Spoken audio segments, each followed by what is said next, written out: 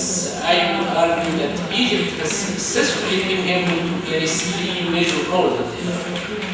19th century, the role of the modernizer. Egypt experienced with modernization in the 19th century again with the main locomotive that contributed to modernization in many parts of the Arab world. You move to the early 20th century, particularly beginning with the National Revolution of 1919, Egypt played the role of the liberal nationalists. The experience of liberal nationalism of Egypt between 1919 and 1952, I think, was very important in shaping the attitude and perception of Arab elites in different parts of the Arab world towards political systems, secularization, modernization, reconciling modernity and tradition, the role of territorial national identity in that regard. Egypt was important in playing this role in the region. And beginning by the 1950s, 1960s, Egypt successfully, for some time, played the role of the revolution. The nationalist experience of the revolutionary state that tried to challenge the status quo on the social political level, challenging the dominance of the traditional upper classes, and also challenging the hegemonic role of major power in the Middle East, beginning by the traditional colonial powers of France and the American hegemonic influence. We know that the tragic end of the nationalist experience in 1967, we know that the Arab conflict in Egypt, how Egypt reoriented its foreign policy and its domestic policy from a kind of a challenger for the status quo to be a status quo-oriented force. The role that Egypt still need to try to play without much of a success is the role of the reform.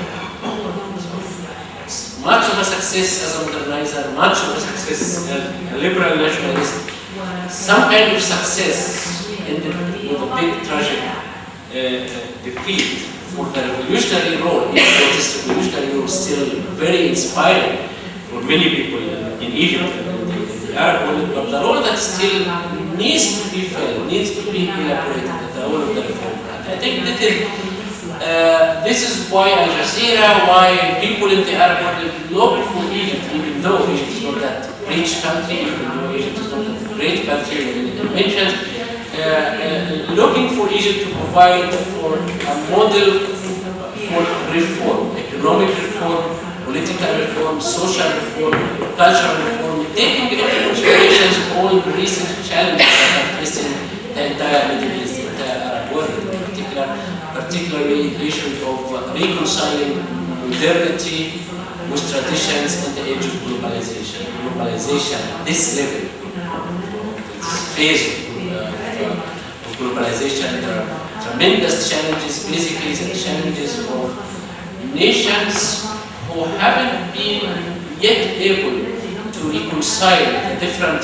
levels and forms of identity, subnational, supranational, territorial, national identities, being that influenced by the forces of globalization that heavily affecting self-image, affecting perception of the self, heavily affecting perception of the others, and put more constraints on the issues of the elaboration of concepts of national identity, and makes the tasks of the early of the 20th century and the 19th century before that much more difficult. I think people in the Middle East look for Egypt to address those issues and provide possible directions that others can use for this direction. Thank you.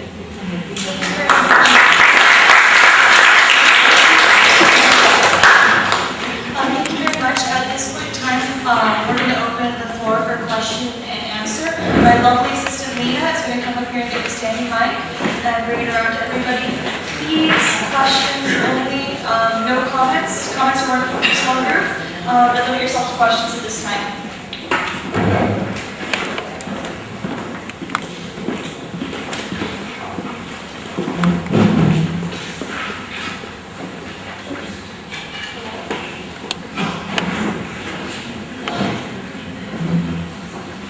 Dr. Bracy, Dr. Soltan, good morning, thank you for being here.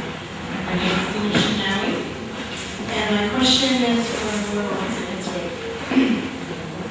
A recent Zocchi poll indicates that the primary reason why Arabs dislike America is due to its handling of the Arab-Israeli conflict. What role need Egypt play now, as opposed to what it has in the past, to cater both to America as an ally and to its fellow Arab neighbors in efforts to decrease tensions between the West and the Arab world?